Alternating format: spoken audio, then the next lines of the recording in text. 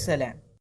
മറിയം റളിയല്ലാഹു അൻഹ വളർന്നപ്പോൾ അള്ളാഹുവിന്റെ കടുത്ത ആരാധകയായി മാറി. രാവും പകലും അള്ളാഹുവിനെ സ്തുതിച്ചുകൊണ്ടിരുന്നു. ഒരു ദിവസം പതിവ് പോലെ തന്റെ മുറിയിൽ മറിയം റളിയല്ലാഹു അൻഹ പ്രാർത്ഥിക്കുകയായിരുന്നു. അപ്പോൾ ഒരു മലക്ക് പുരുഷന്റെ രൂപത്തിൽ അവരുടെ മുൻപിൽ പ്രത്യക്ഷനായി. എന്നിട്ട് പറഞ്ഞു, മറിയം അലൈഹിസ്സലാം, നിങ്ങളിൽ നിന്ന് ഞാൻ അള്ളാഹുവിനോട് അഭയം തേടുന്നു. നിങ്ങൾ അള്ളാഹുവിനെ ഭയക്കുക.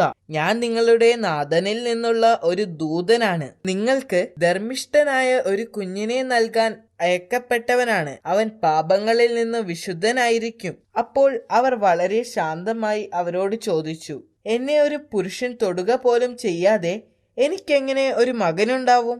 അത് അള്ളാഹുവിന് വളരെ എളുപ്പമാണ്. അള്ളാഹു ജനങ്ങൾക്ക് ഒരു ദൃഷ്ടാന്തമായിരിക്കാൻ വേണ്ടിയാണ് അവനെ സൃഷ്ടിക്കുന്നത്.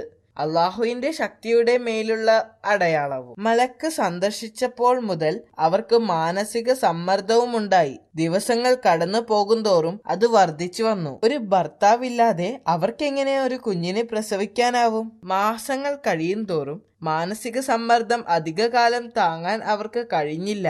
അങ്ങനെ അവർ അവിടം ഉപേക്ഷിച്ചു പോകാൻ തീരുമാനിച്ചു. അങ്ങനെ അവർ ജനിച്ച നഗരമായ നസ്രത്തിലേക്ക് യാത്ര തിരിച്ചു. അവിടെ മറിയം റളിയല്ലാഹു അൻഹ ജനങ്ങളിൽ നിന്നകന്ന് ഒരു ചെറിയ കുടിലിൽ താമസിച്ചു. പക്ഷേ ഭയവും ഉത്കണ്ഠയും അവരെ വിട്ടുപോയില്ല. മാസങ്ങൾ കഴിയും തോറും മാനസിക സമ്മർദ്ദം മറിയം റളിയല്ലാഹു അൻഹയ്ക്ക് താങ്ങാൻ കഴിയാതെയായി. അവർ അവിടെ നിന്നും നിറവയറുമായി എങ്ങോട്ടെന്നില്ലാതെ വീണ്ടും യാത്ര തിരിച്ചു. അവർ അധിക ദൂരം എത്തുന്നതിന് മുൻപായി തന്നെ അവർക്ക് പ്രസവ വേദനയുണ്ടായി. അവർ ഒരു ഉണങ്ങിയ ഈന്തപ്പനയുടെ താഴെയിരുന്നു. അവിടെ വെച്ച് അവർ ഒരു ആൺകുഞ്ഞിനെ പ്രസവിച്ചു. മറിയം റളിയല്ലാഹു അൻഹ ആ കുഞ്ഞിന്റെ മനോഹരമായ മുഖത്തേക്ക് നോക്കിയപ്പോൾ അവർക്ക് വിഷമമുണ്ടായി. പിതാവില്ലാത്ത ഈ കുഞ്ഞിനെ ഞാൻ എങ്ങനെ ഈ ലോകത്തേക്ക് കൊണ്ടുപോകും? പെട്ടെന്ന് ഒരു മലക്കിന്റെ ശബ്ദം കേട്ടു. ദുഃഖിക്കാതിരിക്കുക, ആ ശബ്ദം പറഞ്ഞു. അള്ളാഹു നിങ്ങൾക്ക് താഴെ ഒരു നദി സൃഷ്ടിച്ചിട്ടുണ്ട്. നിങ്ങൾക്ക് മുൻപിലുള്ള ഈ മരം കുലുക്കുക. അപ്പോൾ പാകമായ പഴങ്ങൾ താഴെ വീഴും. അത് കഴിക്കുകയും വെള്ളം കുടിക്കുകയും ചെയ്യുക. അപ്പോൾ നിങ്ങൾക്ക് നഷ്ടപ്പെട്ട ശക്തി തിരിച്ചു കിട്ടും. അള്ളാഹുവിൽ നിന്നുള്ള അനുഗ്രഹമാകുന്നു അത്. അവർ പുഴയിൽ നിന്ന് വെള്ളം കുടിക്കുകയും പഴുത്ത ഈന്തപ്പഴങ്ങൾ കഴിക്കുകയും ചെയ്തു. കുറച്ചു കഴിഞ്ഞ് അള്ളാഹുവിന്റെ അത്ഭുതത്താൽ അവർക്ക് ആശ്വാസം ലഭിക്കുകയും ചെയ്തു. അവർ എഴുന്നേറ്റ് നഗരത്തിലേക്ക് മടങ്ങി പോവാൻ തീരുമാനിച്ചു. എങ്കിലും അവരുടെ മുഖത്ത് ഭയമുണ്ടായിരുന്നു. ജനങ്ങളോട് എന്താണ് പറയുക? അവർ ചിന്തിച്ചു. അപ്പോഴാണ് മറ്റൊരത്ഭുതം സംഭവിച്ചത്. മാതാവിന്റെ ഭയം മനസ്സിലാക്കി ഏതാനും മണിക്കൂറുകൾക്ക് മുൻപ് ജനിച്ച ആ കുഞ്ഞ് സംസാരിക്കാൻ തുടങ്ങി. കുട്ടി പറഞ്ഞു, നിങ്ങൾ ആരെങ്കിലും കണ്ടുമുട്ടിയാൽ അള്ളാഹുവിന് വേണ്ടി വ്രതമെടുത്തിരിക്കുകയാണെന്നും അവരോട് പറയണമെന്നും ആ കുഞ്ഞു പറഞ്ഞു. ഇത് കേട്ട് മറിയം റളിയല്ലാഹു അൻഹ അത്ഭുതപ്പെട്ടു. അതോടെ മറിയം റളിയല്ലാഹു അൻഹയ്ക്ക് ആശ്വാസം തോന്നുകയും അവർ നഗരത്തിലേക്ക് തിരിച്ചു പോവുകയും ചെയ്തു. അവർ പ്രതീക്ഷിച്ചതുപോലെ അവരുടെ കൈകളിൽ ഒരു കുഞ്ഞുമായി നഗരത്തിൽ എത്തിയപ്പോൾ ജനങ്ങൾ ജിജ്ഞാസയായി. അവർ അവരോട് ദേഷ്യപ്പെട്ടു. നിങ്ങൾ ഒരു വലിയ പാപം ചെയ്തിരിക്കുന്നു. ജനങ്ങൾ അവരെ ശാസിച്ചു. എന്നാൽ അവർ ശാന്തത പാലിച്ചു. അവരുടെ വിരൽ ചുണ്ടുകളിൽ വെച്ച് അവർക്ക് സംസാരിക്കാൻ കഴിയില്ലെന്ന് ആംഗ്യ ഭാഷയിലൂടെ കുഞ്ഞിനെ ചൂണ്ടിക്കൊണ്ട് പറഞ്ഞു. ജനങ്ങൾ രോഷാകുലരായി. ഞങ്ങൾ എങ്ങനെ ഈ കുഞ്ഞിനോട് സംസാരിക്കും? എന്നാൽ ജനങ്ങളെയെല്ലാം അമ്പരിപ്പിച്ചുകൊണ്ട് ആ കുഞ്ഞ് സംസാരിക്കാൻ തുടങ്ങി. കുട്ടി സംസാരിക്കാൻ തുടങ്ങിയപ്പോൾ ജനങ്ങൾ അമ്പരന്നു. കുട്ടി മെല്ലെ സംസാരിച്ചു. ഞാൻ ദൈവത്തിന്റെ അടിമയാണ്. അള്ളാഹു എനിക്ക് വേദഗ്രന്ഥം നൽകുകയും എന്നെ അവൻ പ്രവാചകനാക്കുകയും ചെയ്തിരിക്കുന്നു. പ്രവാചകത്വം ലഭിച്ചതിനു ശേഷം എനിക്ക് അള്ളാഹു ജന്മം നൽകി. കുഞ്ഞ് സംസാരിച്ചു കൊണ്ടിരുന്നപ്പോൾ ആളുകൾ ആശ്ചര്യത്തോടെ നോക്കിയിരുന്നു. ഇതൊരു അസാധാരണ കുഞ്ഞാണെന്നും ഇത് അള്ളാഹുവിന്റെ ശക്തിയാണെന്നും ആളുകൾ മനസ്സിലാക്കി. ഇതറിഞ്ഞ് ജൂത പുരോഹിതന്മാർക്ക് ആ കുഞ്ഞ് ജീവിച്ചിരിക്കുന്നത് അപകടമാണെന്ന് അവർ മനസ്സിലാക്കി. ആളുകളെല്ലാം അള്ളാഹുവിനെ ആരാധിക്കാൻ തുടങ്ങുകയും അത് അവരുടെ നിലനിൽപ്പിന് ഭീഷണിയാകുമെന്നും അവർ ഭയപ്പെട്ടു. മാത്രമല്ല ജനങ്ങളുടെ മേലുള്ള അവരുടെ ആധിപത്യം അവർക്ക് നഷ്ടമാകുമെന്ന് അവർ ഭയപ്പെട്ടു. ഈസാ നബി വളരുന്നതിനനുസരിച്ച് അദ്ദേഹത്തിന്റെ പ്രവചന ശക്തിയും വളർന്നു. അത്താഴത്തിന് അദ്ദേഹത്തിന്റെ കൂട്ടുകാർ എന്താണ് ഭക്ഷണം കഴിക്കാൻ പോകുന്നത് എന്നും അവർ ഒളിച്ചു വച്ചിരിക്കുന്നത് എവിടെയാണെന്നും അദ്ദേഹത്തിന് പറയാൻ കഴിയുമായിരുന്നു. അദ്ദേഹത്തിന് 12 വയസ്സുള്ളപ്പോൾ അദ്ദേഹം തന്റെ മാതാവിനോടൊപ്പം ജെറുസലേമിലേക്ക് പോയി. അവർ അവിടെ ഒരു പ്രാർത്ഥനാലയത്തിൽ എത്തിയപ്പോൾ മറിയം റളിയല്ലാഹു അൻഹയുടെ പിടിവിട്ട് ഈസാ നബി അവിടെ ചുറ്റിത്തിരിഞ്ഞു. അങ്ങനെ അദ്ദേഹം അവിടെ ഒരു മുറിയിൽ പ്രവേശിച്ചു. അവിടെ കുറെ ആളുകൾ ഒരു പുരോഹിതന്റെ പ്രഭാഷണം കേൾക്കുകയായിരുന്നു.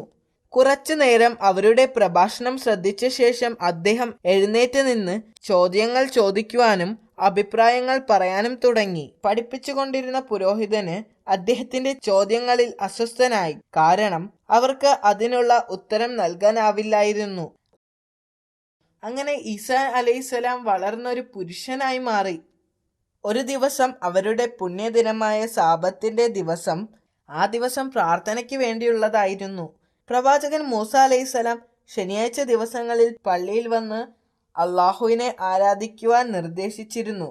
എന്നിരുന്നാലും സാബത്തിന്റെ പുറകെയുള്ള ഭക്തിയെല്ലാം ഇപ്പോൾ കുറെ നാളായി ഇല്ലായിരുന്നു. പുരോഹിതന്മാർ 100 കണക്കിന് കാര്യങ്ങൾ നിയമവിരുദ്ധമായി ചെയ്തിരുന്നു. മരിക്കാൻ കിടക്കുന്ന ഒരു രോഗി ഡോക്ടറെ വിളിക്കുന്നതും വെളിച്ചത്തിനോ ചൂടിനോ വേണ്ടി തീ കത്തിക്കുന്നതുമെല്ലാം ആ ദിവസം വിലക്കുമായിരുന്നു. പക്ഷേ പ്രവാചകൻ അവരുടെ നിയമങ്ങൾ പാലിച്ചില്ല. ഒരു ദിവസം അദ്ദേഹം പള്ളിയിലേക്ക് പോകുന്ന വഴി വിശക്കുന്ന ഒരു കുട്ടിക്ക് പഴങ്ങൾ പറിച്ചു കൊടുത്തു. ഇത് കണ്ട പുരോഹിതന്മാർ ദേഷ്യം കൊണ്ട് മുഖം ചുളിച്ചു. അത് സാബത്തിന്റെ നിയമത്തിന് എതിരായിരുന്നു. വൃദ്ധയായ ഒരു സ്ത്രീക്ക് തണുപ്പിൽ നിന്ന് രക്ഷ നേടാൻ അദ്ദേഹം തീ കത്തിച്ചു കൊടുത്തു. ഇത് സാബത്ത് നിയമത്തിന്റെ മറ്റൊരു ലംഘനമായി കണക്കാക്കപ്പെട്ടിരുന്നു. ഒടുവിൽ പ്രവാചകൻ ആരാധനാലയത്തിൽ എത്തിയപ്പോൾ അമ്പരന്നുപോയി. 20,000-ലധികം പുരോഹിതന്മാർ അതിനകത്തുണ്ടായിരുന്നു. എല്ലാവരും ആരാധനാലയത്തിൽ നിന്ന് മാത്രം സമ്പാദിച്ച് ജീവിക്കുന്നവരായിരുന്നു. സന്ദർശകരെക്കാൾ കൂടുതൽ പുരോഹിതന്മാരാണെന്നറിഞ്ഞപ്പോൾ പ്രവാചകൻ അത്ഭുതപ്പെട്ടു. അവിടമാകെ ആടുകളെ കൊണ്ടും പ്രാവുകളെ കൊണ്ടും നിറഞ്ഞിരുന്നു. അത് ജനങ്ങൾക്ക് വിൽക്കാൻ വച്ചിരുന്നതായിരുന്നു. ആരാധനാലയത്തിനകത്തുള്ള ഓരോ പടിയും സന്ദർശകരുടെ പണം ചെലവിട്ടുണ്ടാക്കിയതായിരുന്നു. പുരോഹിതന്മാർ പണത്തെ അല്ലാതെ മറ്റൊന്നിനെയും ആരാധിച്ചില്ലായിരുന്നു എന്നറിഞ്ഞപ്പോൾ പ്രവാചകന് ദുഃഖം തോന്നി. പുറത്ത് ആയിരക്കണക്കിന് ആളുകൾ പട്ടിണി കിടക്കുമ്പോൾ പുരോഹിതന്മാർ ആരാധനാലയത്തിനുള്ളിൽ ധാരാളം സാധനങ്ങൾ യാഗം നടത്തി കത്തിച്ചു കളയുന്നത് എന്തിനാണെന്നോർത്ത് പ്രവാചകൻ വിഷമിച്ചു. ഒരു രാത്രിയിൽ മഹത്തായ 2 പ്രവാചകന്മാരായ യഹ്യ അലൈഹിസ്സലാമും സക്കരിയ അലൈഹിസ്സലാമും ഭരണാധികാരികളാൽ കൊല്ലപ്പെട്ടു. ആ രാത്രിയിൽ ഈസാ നബിയുടെ മേൽ ഒരു അശരീരിയുണ്ടായി. ഇസ്രായേൽ ജനത്തെ വിളിച്ചുകൂട്ടി പ്രബോധനം നടത്താൻ അള്ളാഹു പ്രവാചകനോട് കൽപ്പിച്ചു. അദ്ദേഹം എതിരാളികളെ പോലെ നിലവിലുള്ള കപടഭക്തന്മാരെയും നിയമത്തെയും തള്ളിപ്പറയുകയും മൂസാ നബി അലൈഹിസ്സലാമിന്റെ നിയമത്തെ ശരിപ്പെടുത്തുകയും ചെയ്തു. പ്രവാചകൻ മൂസാ നബി അലൈഹിസ്സലാമിന്റെ നിയമത്തെ ശക്തിപ്പെടുത്തുകയും ചെയ്തു. പ്രവാചകൻ തന്റെ ജനത്തെ ശ്രേഷ്ഠമായ വാക്കുകളിലൂടെയും പ്രവർത്തനങ്ങളിലൂടെയും ലളിത ജീവിതം നയിക്കാൻ ആവശ്യപ്പെട്ടു. അദ്ദേഹത്തിന്റെ ഉപദേശങ്ങൾ പുരോഹിതന്മാരെ ശല്യപ്പെടുത്തിയിരുന്നു. ജനങ്ങളുടെ മുന്നിൽ അദ്ദേഹത്തെ തരം താഴ്ത്താനും അദ്ദേഹത്തിന്റെ വാക്കുകൾ മൂസാ നബിയുടെ നിയമത്തിന് എതിരാണെന്ന് ജനങ്ങളെ തെറ്റിദ്ധരിപ്പിക്കാനും അവർ തീരുമാനിച്ചു. അതിനുവേണ്ടി വ്യഭിചാരാരോപണം നടത്തിയ ഒരു സ്ത്രീയെ അറസ്റ്റ് ചെയ്തു. അപ്പോൾ അവർ ഈസാ നബി അലൈഹിസ്സലാമിനെ വിളിച്ച് അദ്ദേഹത്തിന്റെ അഭിപ്രായം ചോദിച്ചു. അവർ ഈസാ നബി അലൈഹിസ്സലാമിന്റെ മുൻപിൽ ആ സ്ത്രീയെ കൊണ്ടുവന്നു. വ്യഭിചാരിയെ കല്ലെറിയാൻ നിയമം നിർദ്ദേശിക്കുന്നില്ലേ എന്ന് ചോദിച്ചു. അതെ, പ്രവാചകൻ പറഞ്ഞു. എങ്കിൽ ഈ സ്ത്രീ ഒരു വ്യഭിചാരിയാണ്, ഒരു പുരോഹിതൻ പറഞ്ഞു. അദ്ദേഹം പുരോഹിതന്മാരെയും ജനത്തെയും നോക്കി. അന്നത്തിനു വേണ്ടി തെറ്റ് ചെയ്ത ഈ സ്ത്രീയേക്കാൾ വലിയ പാപികളാണവരെന്ന് പ്രവാചകൻ അറിയാമായിരുന്നു. അദ്ദേഹം ജനങ്ങളുടെ നേരെ പുഞ്ചിരിയോടെ നോക്കി ഉച്ചത്തിൽ പറഞ്ഞു, നിങ്ങളിൽ പാപം ചെയ്യാത്തവർ അവളെ കല്ലെറിയട്ടെ. എന്നാൽ ചുറ്റും നിന്ന ആളുകൾ ഒന്നും മിണ്ടുന്നില്ല. ആരും അവളെ കല്ലെറിയാൻ ധൈര്യപ്പെട്ടില്ല. പ്രവാചകൻ അവിടെ നിന്ന് ഇറങ്ങിയപ്പോൾ ആ സ്ത്രീ അദ്ദേഹത്തെ പിന്തുടർന്നു. എന്നിട്ട് അവരുടെ കയ്യിലുള്ള സുഗന്ധത്തൈലം പുറത്തെടുത്തു. നബിയുടെ മുൻപിൽ മുട്ടുകുത്തി അവൾ ആ സുഗന്ധത്തൈലം പ്രവാചകന്റെ വസ്ത്രത്തിലും കാൽപാദത്തിലും പൂശുകയും അവളുടെ കണ്ണീര് കൊണ്ട് അദ്ദേഹത്തിന്റെ കാൽപാദങ്ങൾ കഴുകുകയും അവരുടെ മുടി കൊണ്ട് അത് തുടയ്ക്കുകയും ചെയ്തു. അദ്ദേഹം അവളെ പിടിച്ചെഴുന്നേൽപ്പിച്ചു. അപ്പോൾ പ്രവാചകൻ മുകളിലേക്ക് നോക്കിക്കൊണ്ട് ഇങ്ങനെ പ്രാർത്ഥിച്ചു: എന്റെ നാഥാ, അവൾ ചെയ്ത പാപങ്ങൾ നീ ക്ഷമിക്കണമേ.